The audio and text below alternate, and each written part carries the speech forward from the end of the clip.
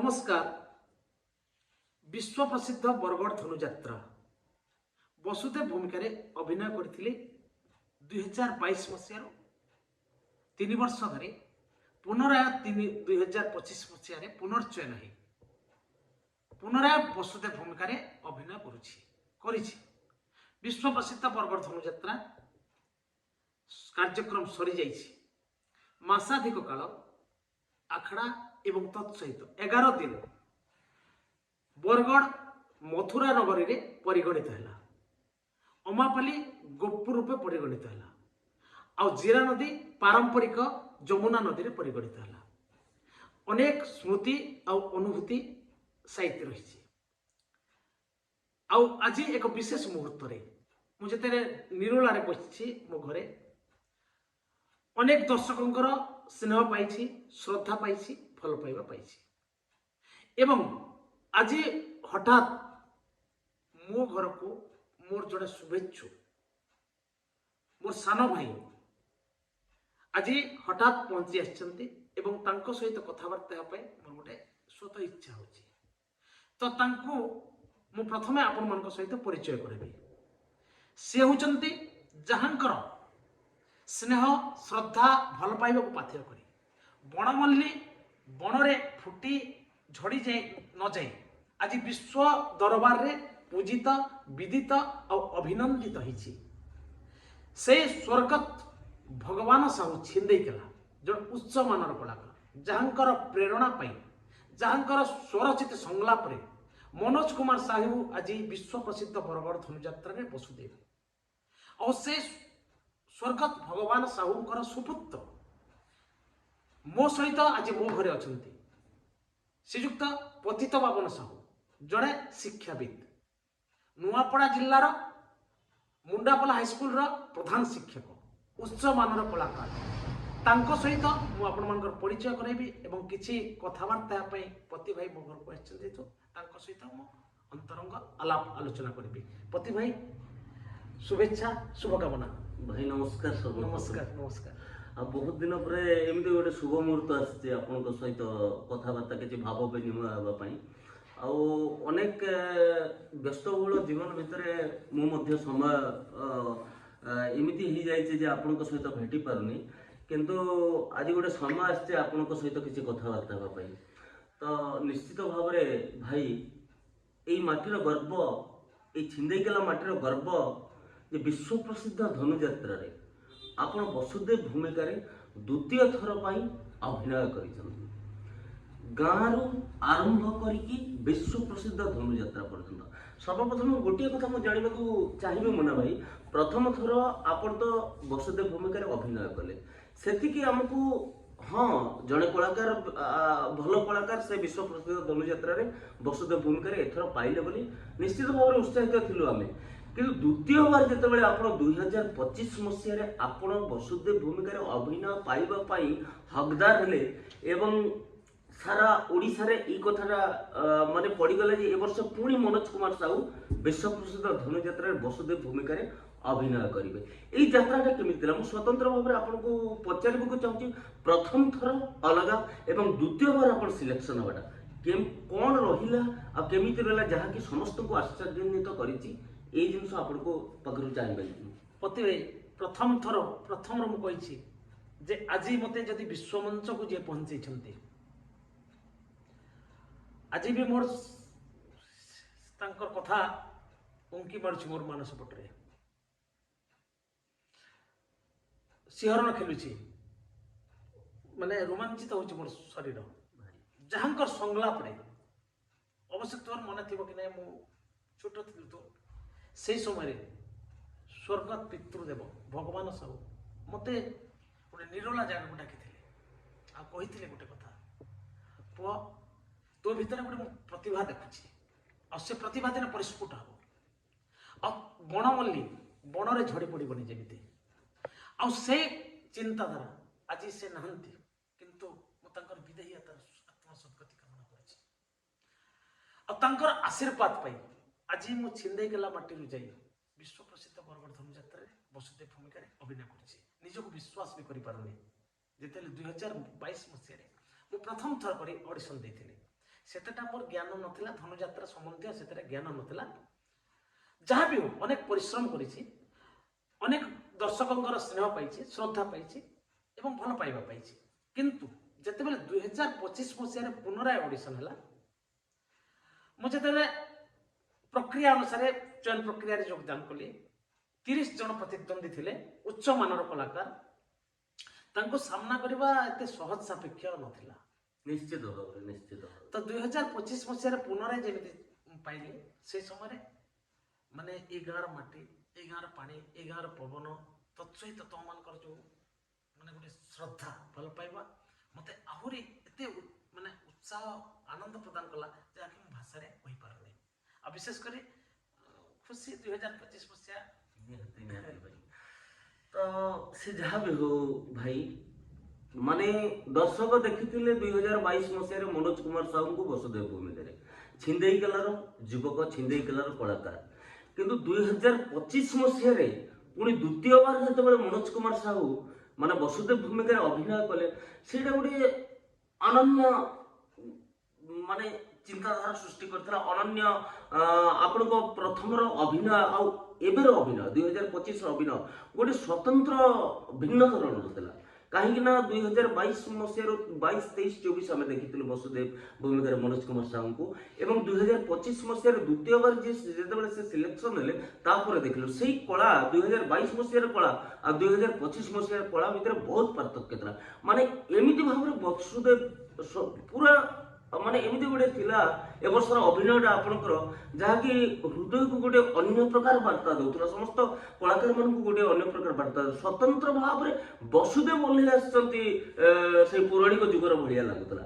ଆଚ୍ଛା, ମୁଁ ଆପଣଙ୍କୁ ପଚାରିବାକୁ ଚାହିଁବି ଭାଇ, ସେ ନିହାତି ଭାବରେ ତ ଆପଣ ଜଣେ ମୋର ବଡ଼ ଭାଇ, ଆଉ ଏଇ ମାଟି, କଳାର ମାଟି, ଛିଣ୍ଡେଇକେଲାର ମାଟି, ଏଇ ଯୋଉ ସୃଷ୍ଟି ହେଇଛି କଳା, ଆଉ ଆଜି ବିଶ୍ୱ ଦରବାରରେ ଆପଣ ବସୁଦେବ ଭୂମିକାରେ ଅଭିନୟ କରି ହଜାର ତ କହିବେନି, ଲକ୍ଷ ତ କହିବେନି, କୋଟି କୋଟି ହୃଦୟଙ୍କ କୋଟି କୋଟି ଦର୍ଶକଙ୍କ ହୃଦୟରେ ଆପଣ ଜାଗା ବନେଇ ପାରିଛନ୍ତି।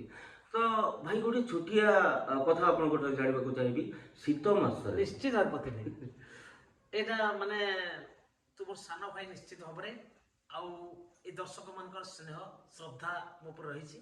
ଆଉ ଅନ୍ତରଙ୍ଗ ଆଲାପ ଆଲୋଚନା ପାଇଁ ସମୟ ପର୍ଯ୍ୟାପ୍ତ ଅଛି ମୋ ପାଖରେ। ତୁ ଯାହା ପଚାରିବା ପାଇଁ ଚାହୁଁଛୁ ନିଶ୍ଚିତ ଭାବରେ ମୁଁ ତତେ ମନ ଖୁସି କରିବା ପାଇଁ ମୁଁ ଉତ୍ତର ଦେବା ପାଇଁ ଚେଷ୍ଟା କରିବି। ଭାଇ, ମନ ଭିତରେ ଅନେକ ଜିନିଷ ଥିଲା, ଆପଣଙ୍କ ସହିତ ଖୋଲା କଥା କେତେବେଳେ ହେଇପାରୁନଥିଲା। ତ ଏଇଟା କେବଳ ମୋର ଜାଣିବାର କଥା ନୁହେଁ, ଏଇଟା ଅନେକ ଦର୍ଶକ ମାନେ ଜାଣିବାକୁ ଚାହୁଁଛନ୍ତି, କିନ୍ତୁ ସେଇ ସମୟ ଆପଣଙ୍କ ପାଖକୁ ସେମାନେ ଆସିପାରୁନାହାନ୍ତି ବା ଆପଣ ସମୟ ଦେଇପାରୁନାହାନ୍ତି।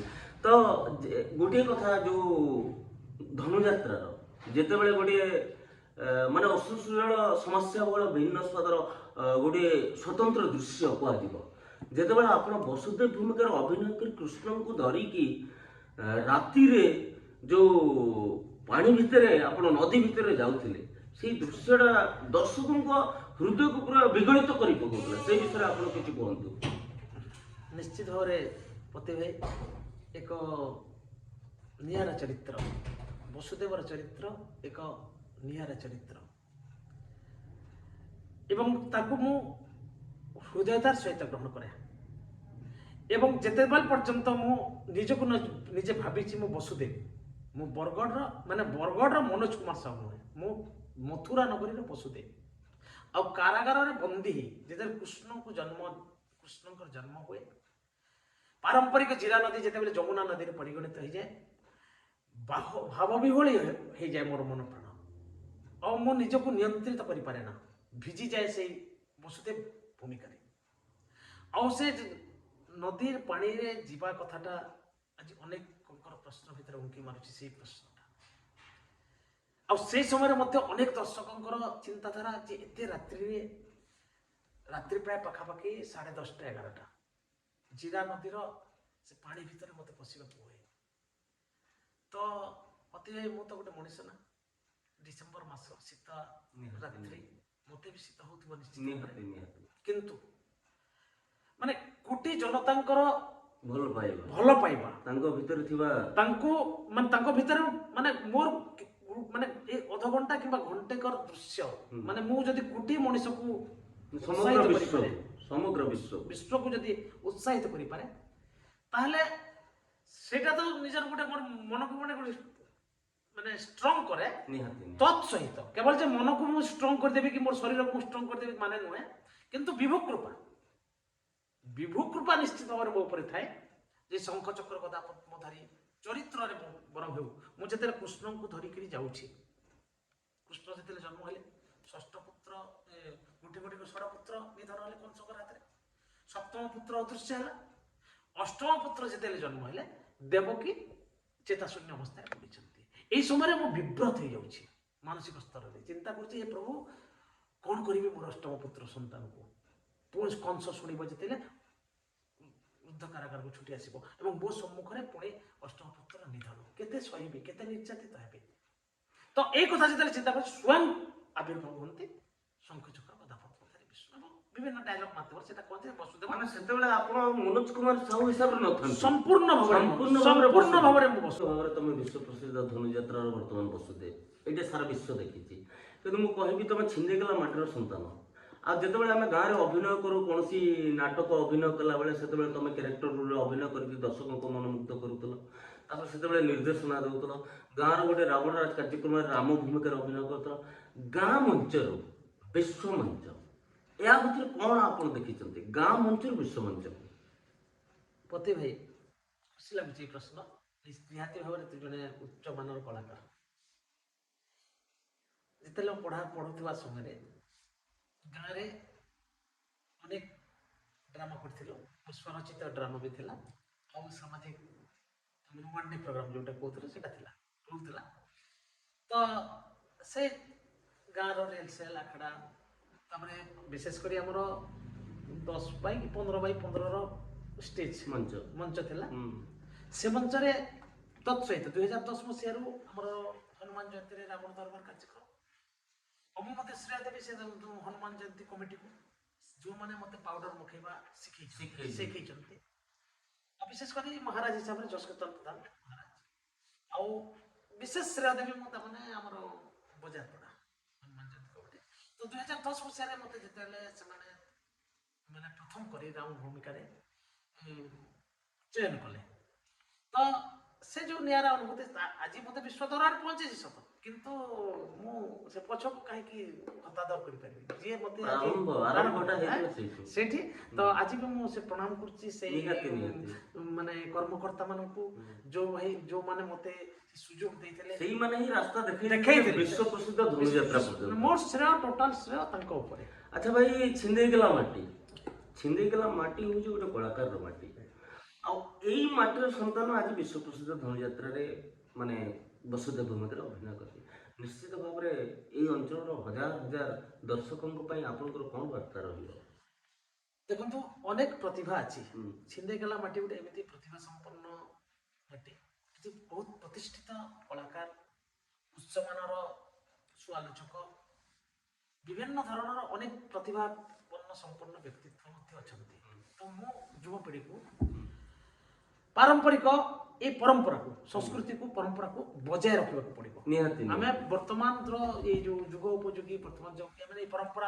ଆଉ ଗୋଟେ ଜିନିଷ ମନେ ପଡ଼ିଗଲା ମୁନା ଭାଇ, ଆପଣ ଯେ କେବଳ ଦର୍ଶକଙ୍କର ମନକୁ ଜିଣିଛନ୍ତି ତାହା ନୁହେଁ, ମାନେ ଯାହାକି ହିନ୍ଦୀରେ ଗୋଟେ କାହାବତ ଅଛି, कला है शक्ति ईश्वर की, हर सुर में बसे है राम, कलाकार जो करे अभिनय कला की तो रोगी को मिले आराम।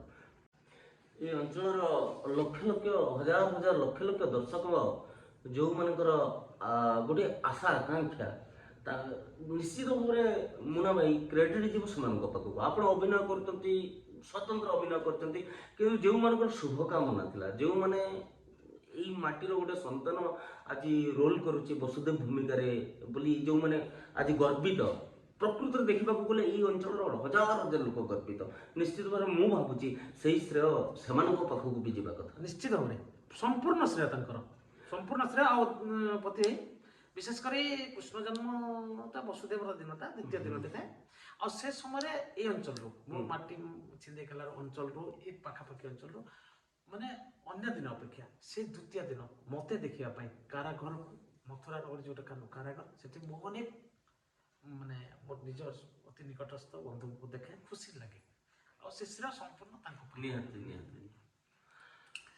ତ ସେ ଯାହା ବି ହଉ ମନୋଜ ଭାଇ, ଆପଣଙ୍କର ଆଗାମୀ ଭବିଷ୍ୟତ ଆହୁରି ଆଗକୁ ଯାଆନ୍ତୁ। ବିଶ୍ୱ ପ୍ରସିଦ୍ଧ ଧନୁଯାତ୍ରା ତ ହେଲା, ତ ଏଇ ଅଞ୍ଚଳର ହଜାର ହଜାର ଲକ୍ଷ ଲକ୍ଷ କୋଟି କୋଟି ଜନତା ଦର୍ଶକଙ୍କର ଶୁଭକାମନା ଅଛି ଯେ ଆପଣଙ୍କର ଭବିଷ୍ୟତ ଚଲାପଥଟା ଆନନ୍ଦମୟ ହଉ।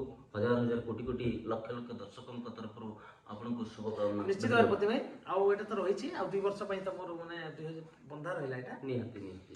ପ୍ରଭୁଙ୍କର କୃପା ଅଛି। ମୋର ସିଷ୍ଟମ ଯୋଉ ଅନୁସାରେ ଆମେ 3 ବର୍ଷ ପାଇଁ ଚୟନ ହେଇଥାଉ। ଆଉ ଏଇଟା ପ୍ରଥମ ବର୍ଷ, ଦ୍ୱିତୀୟ ରାଉଣ୍ଡର ପ୍ରଥମ ବର୍ଷ, ଆଉ 2 ବର୍ଷ ରହିଛି। ଆଉ ଚେଷ୍ଟା କରିବି, ପରିଶ୍ରମ ବି କରିବି, ଆଉ ସମସ୍ତଙ୍କ ମନକୁ ଚିନି ମାନେ ଉଚ୍ଚ ମାନର ସଂଳାପ ନିଶ୍ଚିତ ଭାବରେ କହିବି ପରବର୍ତ୍ତୀ ଅଧ୍ୟାୟରେ। ଆଉ ଗୋଟେ କଥା ମୁଁ ଦର୍ଶକ ଦର୍ଶିକାକୁ ଜଣାଇବାକୁ ଚାହେଁ ଯେ ମୋ ସହିତ ଯିଏ କଥା ହଉଛନ୍ତି ସେ ଏକ ଅନନ୍ୟ ଅନୁଭୂତି ସମ୍ପନ୍ନ ବ୍ୟକ୍ତିତ୍ୱ, ଏକ ଉଚ୍ଚମାନର କଳାକାର। ବାପା ଥିଲେ ଜଣେ ଉତ୍କୃଷ୍ଟ କଳାକାର, ତତ୍ସହିତ ଜଣେ ଶିକ୍ଷାବିତ, ଜଣେ ପ୍ରଧାନ ଶିକ୍ଷକ, ଏବଂ ଆଉ ଏକ ମାନେ ଉଦାହରଣ ଆମର ପତି ଭାଇ। ନିଶ୍ଚିତ ଭାବରେ ମୁଁ ଏ କଥାଟି ଆପଣମାନଙ୍କ ସାଙ୍ଗରେ କହିବାକୁ ଚାହୁଁଛି ଯେ ଦୀର୍ଘ ଦିନ ଧରି ଏକ ବିରାଟ ରକ୍ତ ସହାୟକ ସଂଘଟି ଆମର ଛିଣ୍ଡେଇକେଲା ମାଟିରେ ଗଢ଼ି ଉଠିଛି। ତ ସେ ବିଷୟ ଉପରେ ପତି ଭାଇଠୁ ମୁଁ ଆଶା କରିବି କିଛି ଆଲୋଚନା ରଖିବେ। ଭାଇ ସେ ବିଷୟରେ କ'ଣ କହିବା, ମାନେ ନିଶ୍ଚିତ ଭାବରେ ଆପଣ ଯେଉଁ କଥା କହିଲେ ସ୍ୱର୍ଗତ ଡାକ୍ତର, ସେ ମଧ୍ୟ ଆପଣଙ୍କର ବନ୍ଧୁ ଥିଲେ। ନିଶ୍ଚିତ ଭାବେ ସ୍ୱର୍ଗତ ଡାକ୍ତର ଜୟଚନ୍ଦ୍ର ସାହୁ, ତାଙ୍କ ନାଁରେ ରକ୍ତ ସହାୟତା ସଂଘ ହେଇଛି, ଡାକ୍ତର ଜୟଚନ୍ଦ୍ର ଜୀବନ ରେଖା ରକ୍ତ ସହାୟତା ସଂଘ। ଆଉ ଆଜିକା ଡେଟ୍ରୁ ଦୀର୍ଘ 10 ବର୍ଷ ହେଲା ଏହି ସଂଗଠନ ବିନା ମୂଲ୍ୟରେ କାମ କରୁଛି। ଆଉ ସ୍ୱତଃପ୍ରବୃତ୍ତ ଭାବରେ ଯେଉଁ ରକ୍ତଦାତା ମାନେ ଅଛନ୍ତି, ଯେଉଁ ସଦସ୍ୟ ମାନେ ଅଛନ୍ତି, କୌଣସି ପ୍ରକାର ପଇସା ନ ନେଇକି ସେମାନେ ଯାଇକି ନିଃସ୍ୱାର୍ଥପର ଭାବରେ ରକ୍ତଦାନ କରୁଛନ୍ତି। ପାଖାପାଖି 5000ରୁ ଉର୍ଦ୍ଧ୍ୱ ୟୁନିଟ୍ ରକ୍ତ ଆମ ସଂଗଠନ ତରଫରୁ ଦିଆ। ମତେ ପ୍ରଥମ ଥର କରି ଯେତେବେଳେ ଏ ରକ୍ତ ସହାୟକ ସଂଘର ସେଦିନ ଗୋଟେ କାର୍ଯ୍ୟକ୍ରମ ଥିଲା ଗାଁରେ, ଆଉ ସେଦିନ ରେଜଲ୍ଟ ବାହାରିଥିଲା। ସେ ଭୂମିକାରେ ମୁଁ ଯେତେବେଳେ ସେ ଖୁସିର ସହିତ ମୁଁ ସାମିଲ ହେଇଥିଲି। ଆଉ ଗୋଟେ ୟୁନିଟ୍ ବ୍ଲଡ୍ ମଧ୍ୟ ମୁଁ ଡୋନେଟ୍ କରିଛି। ତାର ଆଗରୁ ବି କରିଛି, ମୁଁ ତ ସକ୍ରିୟ ଜଣେ ସଦସ୍ୟ। ସେଦିନ ହେଇଥିଲା ମୁନା ଭାଇ, ସେଦିନ ଆପଣଙ୍କର ସେଦିନ ବୋଧହୁଏ ଡିକ୍ଲାର ହେଇଥିଲା ଯେ ବସୁଦେବ ଭୂମିକାରେ ମନୋଜ କୁମାର ସାହୁ ବରଗଡ଼ ବିଶ୍ୱ ପ୍ରସିଦ୍ଧ ଧନୁଯାତ୍ରାରେ ପାଇଲେ ବୋଲି। ଆଉ ସେଦିନ ଆମେ 50 ୟୁନିଟ୍ ରକ୍ତଦାନ କରିଥିଲୁ। ଡାକ୍ତର ଜୟଚନ୍ଦ୍ର ଜୀବନ ରେଖା ରକ୍ତ ସହାୟତା ସଂଘ ଏବଂ ଶ୍ରୀ ସତ୍ୟସାଇ ଭଜନ ମଣ୍ଡଳୀର ସଦସ୍ୟମାନେ ମିଶିକି ଏମିତି ଚାଲିଛି। ରକ୍ତ ସହାୟତା ସଂଘ ବିଭିନ୍ନ ସମୟରେ ରକ୍ତଦାନ ଶିବିର ହେଉଛି, କିନ୍ତୁ ଆମର ଡାଇରେକ୍ଟ ଯାଇକି ପେସେଣ୍ଟକୁ ଦିଆ ହେଉଛି ରକ୍ତ। ଆଉ ଏଇ ସଂଗଠନ ପ୍ରାୟ ଏଥିରେ ଖୁସି ହେଇକି ମାନେ 800ରୁ ଉର୍ଦ୍ଧ୍ୱ ସଦସ୍ୟା 4-5ଟା ଜିଲ୍ଲାରୁ ଏଇଠି। ଆଚ୍ଛା, ଗୋଟେ ମୁଁ ଖବର ପାଇଥିଲି, ଶୁଣିଥିଲି ଯେ ଆମର ଏଠୁ ମାନେ ଏଠି ତ ବହୁତ ଦୂର ଦୂରାନ୍ତରୁ ସଦସ୍ୟ ଅଛନ୍ତି। ଆମର ଜଣେ ମହାରାଜ ଗୋଟେ କଳାକାରଟେ, ତାଙ୍କର ରକ୍ତ ଦରକାର ପଡିଥିଲା। ତ ସେ ଗୋଟେ କାର୍ଯ୍ୟକ୍ରମରୁ ମୋ ପତି ଭାଇଙ୍କର ମୁଁ ନମ୍ବର ନେଇଥିଲେ, ପତି ଭାଇଙ୍କର ମୁଁ ନମ୍ବର ଦେଇଥିଲି ଏବଂ ଯୋଗାଯୋଗ କରିଥିଲେ, ଏଠୁ ବ୍ଲଡ ପାଇଁ ପଠାଇଥିଲା। ହଁ ମନେ ଅଛି, ସେଟା 4-5 ବର୍ଷ ଆଗର କଥା। ତ ସେଠି ଆମର ଯେ ଗୋଟେ ମାନେ ସେ ମହାରାଜ ମହଲରେ, ସେ କଳାକାର ମହଲରେ ଗୋଟେ ଏକ ବିଷୟ ଉପରେ ଆଲୋଚନା ବି ହେଇଥିଲା ଯେ ଛିଣ୍ଡେଇକେଲାରୁ ରକ୍ତ ସହାୟକ ସେ ସଂଘରୁ ରକ୍ତ ଆସିଛି। ତ ସେଠି ମତେ ଗୋଟେ ଅପୂର୍ବ ଆନନ୍ଦ ଲାଗିଥିଲା। ତ ଧନ୍ୟବାଦ ପତି ଭାଇ। ଆଉ ଏ ବିଶେଷ ମୁହୂର୍ତ୍ତ, ଏକ ମାନେ ନିରୋଳା ମୁହୂର୍ତ୍ତରେ ମୁଁ ଯେତେବେଳେ ରୋମାନ୍ଥନ କରୁଥିଲି ସେଇ ଧନୁଯାତ୍ରାର ଅତୀତକୁ, ଏଇ ସମୟରେ ତୋର ଉପସ୍ଥିତି ମତେ ଆଜି ଅନେକ ଭାବବେଗ ସୃଷ୍ଟି କରିଛି ଏବଂ ସାନ ଭାଇ ହିସାବରେ ମୁଁ ଆଶୀର୍ବାଦ କରୁଛି ତୋର ବୃତ୍ତିଗତ ଜୀବନ। ଏଟା ଗୋଟେ ମ୍ୟାନ୍ ମେକିଂ ଇଣ୍ଡଷ୍ଟ୍ରି, ଗୋଟେ ବିଦ୍ୟାଳୟ ହେଉଛି ମଣିଷ ତିଆରି କାରଖାନା। ଅନେକ ମଣିଷ ତିଆରି କରାହଉଛି। ତ ନିଜେ ହଉଛି ତୁ ଜଣେ ପ୍ରଧାନ ଶିକ୍ଷକ। ତ ଆଶା କରିବି ତୁ କେମିତି ସେମିତି ଗୋଟେ ସୁନିୟନ୍ତ୍ରିତ ଶିକ୍ଷାଦାନ କରି ଉତ୍ତରୋତ୍ତର ଉନ୍ନତି ହେବ। ତତ୍ସହିତ ତୋ ପାରିବାରିକ ଜୀବନ ମଧୁମୟ ହେଉ, ଆନନ୍ଦମୟ ହେଉ ଏବଂ ସର୍ବତ ଭାବରେ ତୁ ଏକ ସଂସ୍କାରିତ ଜୀବନ ଯାପନ ଅତିକ୍ରାନ୍ତ କରି ନିଜ ଜୀବନକୁ ଉତ୍ସାହିତ କରି ମୋର ଆଦର୍ଶରେ ଅନୁପ୍ରାଣିତ ହେବ ବୋଲି ଆଶା କରୁଛି। ଧନ୍ୟବାଦ ସମସ୍ତଙ୍କୁ।